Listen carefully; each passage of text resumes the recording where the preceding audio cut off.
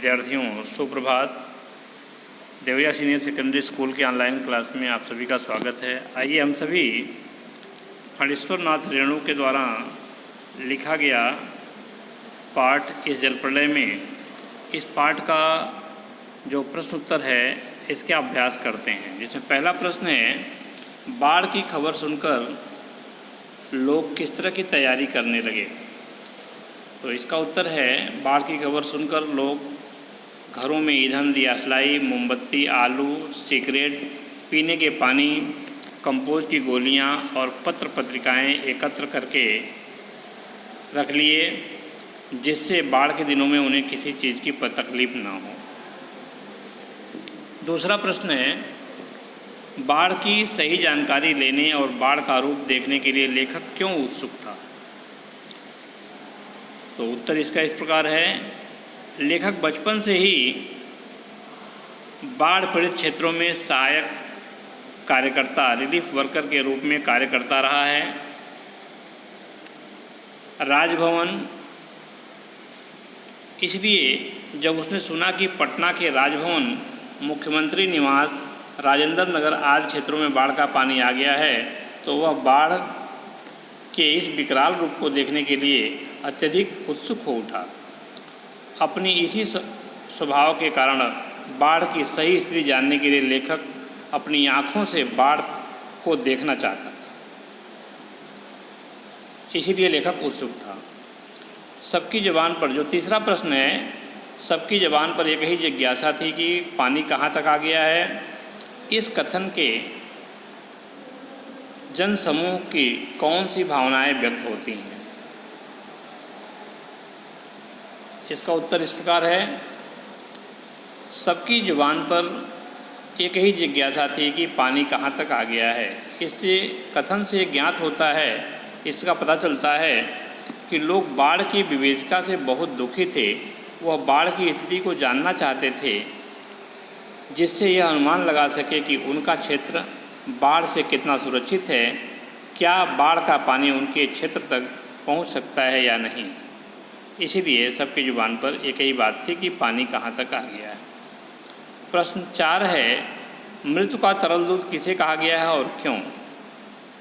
मृत्यु का तरल दूध बाढ़ के पानी को कहा गया है।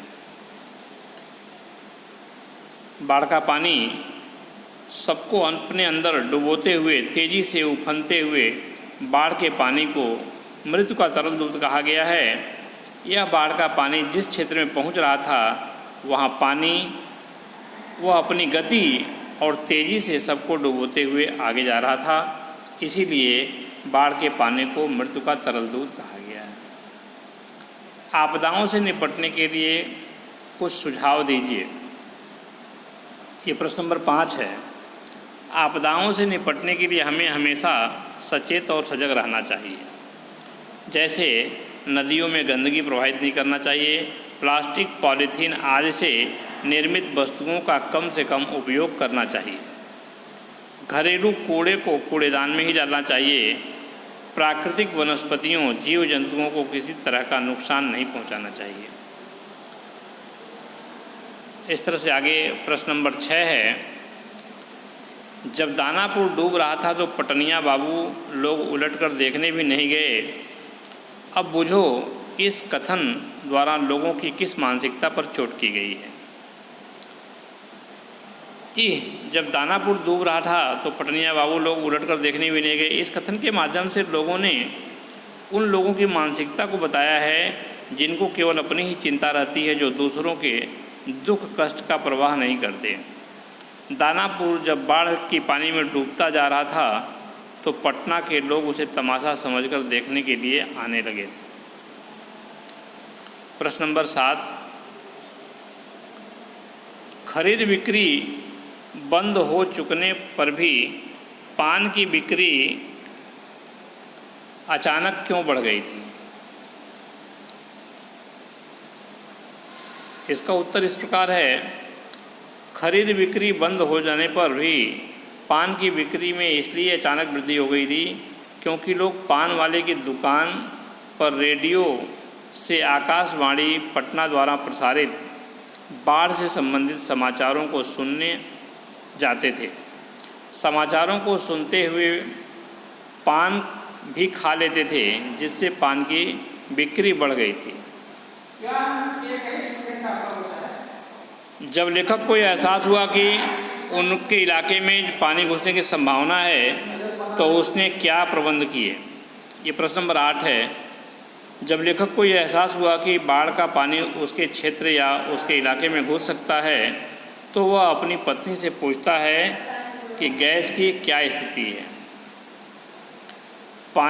पत्नी के उत्तर में देने से लगता है कि वो बताती हैं कि फ़िलहाल अभी काम चल जाएगा।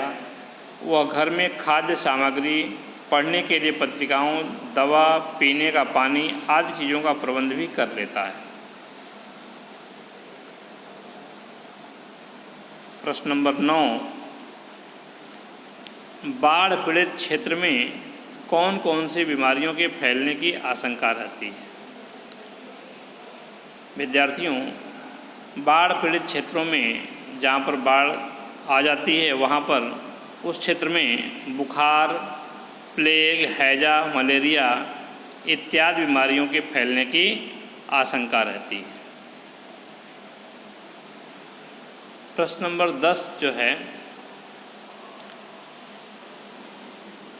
नौजवान के पानी में उतरते ही कुत्ता भी पानी में कूद गया। दोनों ने किन भावनाओं के वशीभूत होकर के ऐसा किया? जब डॉक्टर साहब ने नौजवान के साथ कुत्ते को ले जाने से मना किया, तो नौजवान यह कहकर नाव में उतर गया कि अगर कुत्ता नहीं जाएगा तो मैं भी नहीं जाऊंगा। इसके पीछे कुत्ता भी पानी में कूद गया। इस बात से यह ज्ञात होता है कि दोनों में एक दूसरे के प्रति असीम स्नेह था। यह बात प्रकृति में विद्यमान जीव जंतुओं के प्रति प्रेम की भावना को दर्शाता है। कुत्ता और नौजवान प्रेम के वशीभूत होकर ऐसा किए होंगे, ऐसा लेखक को लगता है।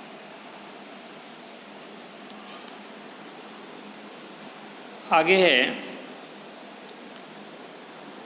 प्रश्न नंबर 11, अच्छा है कुछ भी नहीं है, कलम थी वह भी चोरी चली गई। अच्छा है कुछ भी नहीं है मेरे पास।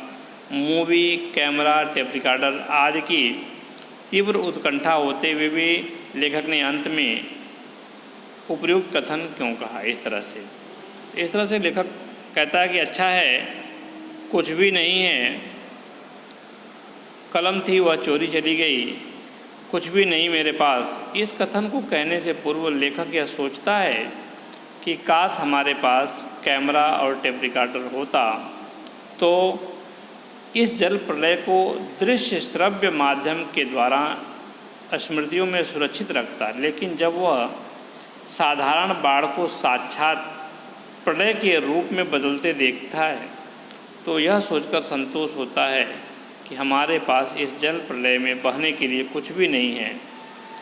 इस तरह से इस कथन के माध्यम से लेखक अपने अंदर की हताशा और पीड़ा को व्यक्त कर रहा है।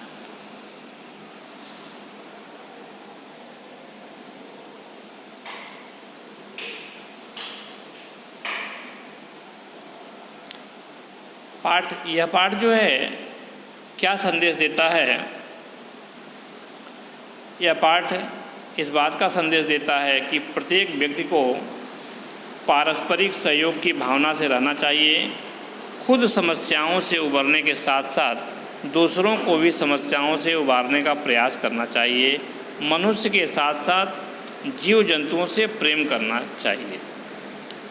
इस जल प्रलय के पाठ का उद्देश्य क्या है? इस जल प्रलय में पाठ का उद्देश्य लोगों को प्राकृतिक आपदाओं से सजग करना है।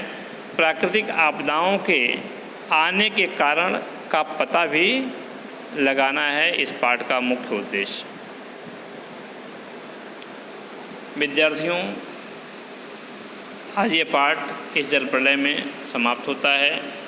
आपको किसी प्रकार की मुश्किल आती है तो आप पूछ सकते हैं। धन्यवाद।